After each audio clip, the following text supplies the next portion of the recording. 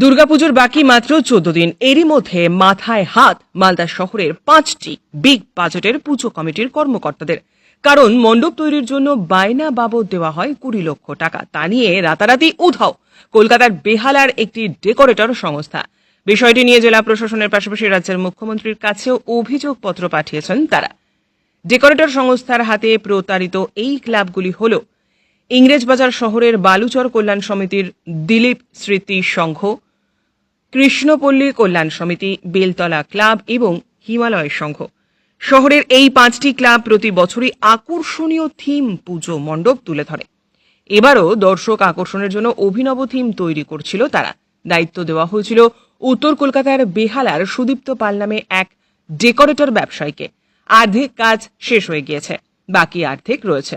কিন্তু ডেকোরেটর ব্যবসায়ী এবং তার কর্মীরা বাকি কাজ শেষ করতে না সেই সন্দেহ হয় ক্লাব সদস্য এবং কর্মকর্তাদের। যে হোটেলে ওই ব্যবসায়ী ছিলেন সেখানে হাজির হন তারা। জানতে পারেন হোটেল ছেড়ে দিয়েছেন তিনি। মোবাইলের ফোনেও সুইচ অফ পাওয়া যাচ্ছে।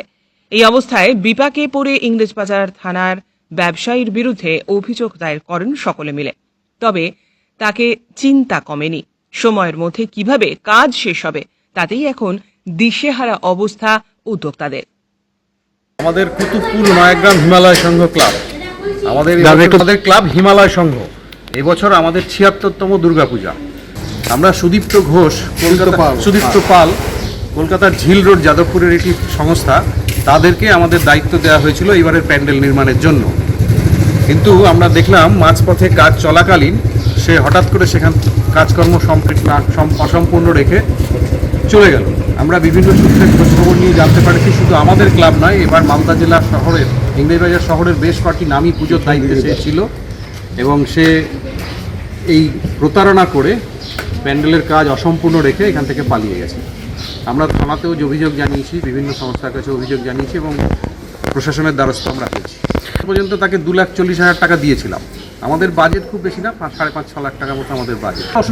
চূড়ান্ত অসুবিধা হলো এই কারণে যে আমরা তো যে প্ল্যানিংটা করেছিলাম, আমরা তো সকলেই শিল্পী নই, শিল্পীর সাহায্য নিয়ে প্যান্ডেলটা হচ্ছিল এবং সুদীপ্ত ঘোষ যে ছেলেটা সুদীপ্ত পাল যে ছেলেটি নিজে এর আগে আমাদের সাথে বিভিন্ন জায়গায় কাজও করেছে মালদা শহরে, তাকে ভরসা করেছিলাম, তাকে বিশ্বাস করেছিলাম।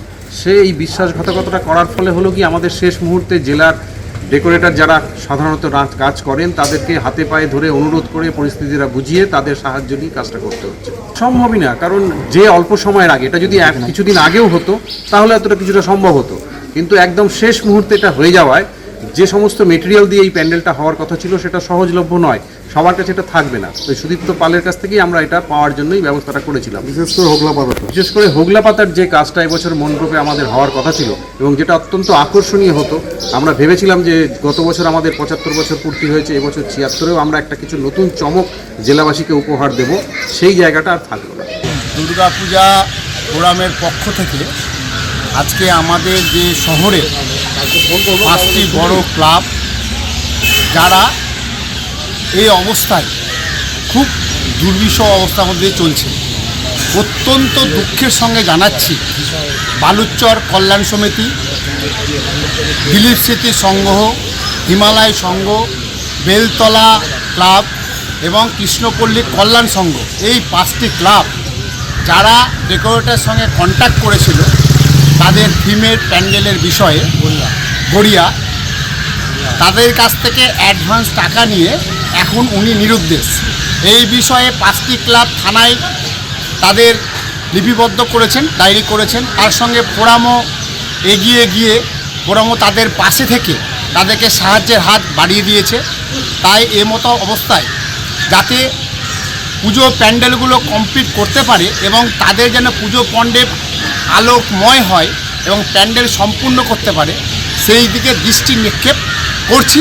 আমরা দুর্গাপূজা ফোরাম প্রশাসনকে জানাচ্ছি তারা যেভাবে আমাদেরকে সাহায্য করছে আরও বেশি উদ্যোগ নিয়ে এই বিষয়ের তথ্য বের করে আসামিকে শাস্তি দেওয়ার একটা জায়গা তৈরি করা হোক।